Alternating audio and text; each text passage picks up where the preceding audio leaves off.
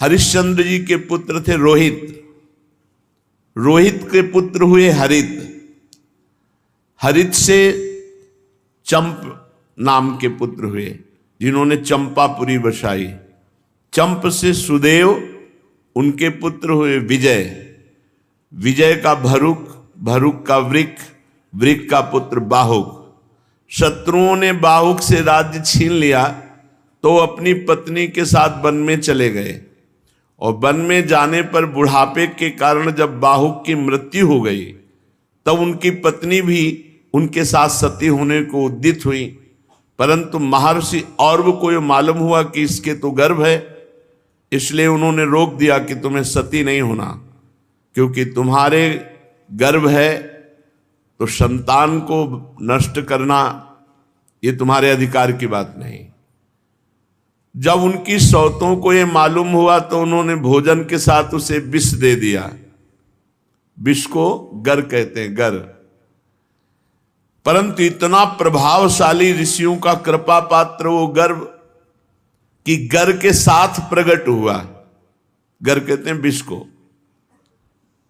तो महर्षि औरव ने सगर नाम रखा, महाराजा धीराज सगर, बड़े यशस्वी चक्रवर्ती सम्राट हुए हैं। उन्हीं के पुत्रों ने पृथ्वी को खोदकर समुद्र बना दिया। सगर ने अपने गुरुदेव औरव की आज्ञा मानकर ताल, जंग, यवन, शक, है और बर्बर जाति के लोगों का वध नहीं किया, बल्कि उन्हें विरूप बना दिया। उनमें से कुछ के सिर मुड़वा दिए, कुछ के मूछ दाढ़ी रखवा दी, कुछ को खुले बालों वाला बना दिया, कुछ को आधा मुड़वा दिया। कुछ लोगों को सगर ने केवल वस्त्र ओढ़ने की आज्ञा दी, पहनने की नहीं। कुछ को केवल लंगोटी पहनने की कहा, ओढ़ने नहीं। इसके बाद राजा सगर ने औरव ऋषि के उपदेशानुसार अश्वमेध यज्ञ के द्वारा संपूर्ण वेद और देवतामय आत्मस्वरूप सर्वशक्तिमान भगवान की आराधना की। अश्वमेध यज्ञ में घोड़ा छोड़ा जाता है। उस घोड़े को जिस राज्य से निकले पूजन करके नमस्कार कर दे तो युद्ध नहीं होगा, माना जाता है वो परास्त हो गया। अगर घोड़े के साथ थोड़ी भी छेड़खानी की तो युद्ध होगा और उस बलवान राजा उसे बंदी बनाएगा। तो उस घोड़े को इंद्र ने चुरा लिया अश्वमेध यज्ञ के। पता ही नहीं चला कि किस राजा ने घोड़ा बंदी बनाया, क्योंकि इंद्र ने चुरा लिया, किसी राजा ने नहीं। उस समय महारानी सुमति के गर्भ से उत्पन्न हुए सगर के पुत्रों ने अपने पिता के आज्ञानुसार घोड़ा सारी पृथ्वी छान डाली, ढूंढा पर कहीं नहीं मिला। तब उन्हें बड़ा क्रोध आया और बड़ी गुस्सा से उन्होंने पृथ्वी को खोदना शुरू किया। खोदते खोदते उन्हें पूर्व और उत्तर के कोने पर अपना घोड़ा बंधा दिखाई देगा, जो कपिल मुनि का आश्रम था। 60,000 सगर के पुत्र थे। वो शस्त्र उठाकर कहने लगे, दौड़ो दौड़ो, पकड़ो, यही हमारे घोड़े को चुराने वाला चोर है। देखो तो सही, घोड़ा चुरा के यहां बांध लिया और आंख मूंद कर बैठ गया। ये तो पाप कर्म इसने किया, इसको मार डालो। सब दौड़ पड़े, 60,000 थे। कपिल भगवान आंख मूंदे हुए भगवान के ध्यान में थे। अब जे भी मुनि के पास गए तो उनकी आंख खुल गई। तो महापुरुषों के तिरस्कार के फलस्वरूप उनके शरीरों में आग लग गई। क्षण भर में 60,000 सगर के पुत्र राख बन गए। कोई साप आदि नहीं दिया, केवल वो प्रहार करने आ रहे थे तो उन्होंने देख लिया तो सब राख हो गए। 60,000 सगर के पुत्र।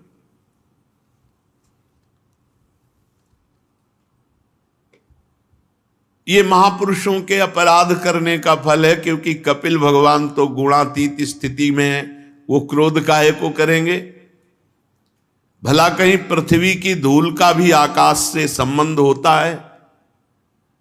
ऐसे ही भला क्रोध का संबंध दिव्य महापुरुष से होता है? ये तो दिव्य महापुरुष है, भगवत प्राप्त भगवान के अवतार ही है। ये संसार सागर एक मृत्युमय पथ है, इसके पार जाना अत्यंत कठिन है, परंतु भगवान कपिल देव जी ने सांख्य शास्त्र की ऐसी दृढ़ नाव बना दी जिससे मुक्ति की इच्छा रखने वाला कोई भी व्यक्ति उस समुद्र के पार जा सकता है। परम ज्ञानी परमात्मा हैं कपिल भगवान, भला उनमें शत्रु और मित्र का भाव कैसे आ सकता है। अब जब सगर को पता चला कि 60,000 पुत्र हमारे भस्म हो गए, तो उनकी दूसरी पत्नी थी केशनी, उनके गर्भ से असमंजस नामक पुत्र हुआ। असमंजस के पुत्र का नाम था अंशुमान। अंशुमान अपने दादा सगर की आज्ञाओं का पालन और उन्हीं की सेवा में लगे रहते थे।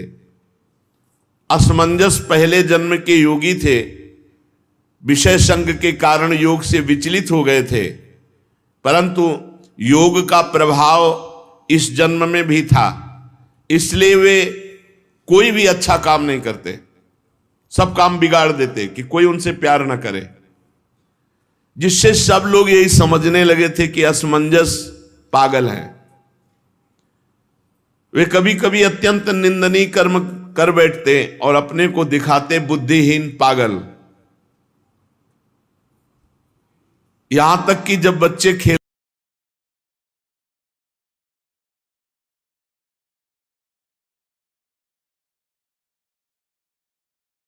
होते तो उठा के सरयू में डाल देते। बड़ा उद्विग्न कर दिया सबको। महाराज सगर जी ने देखा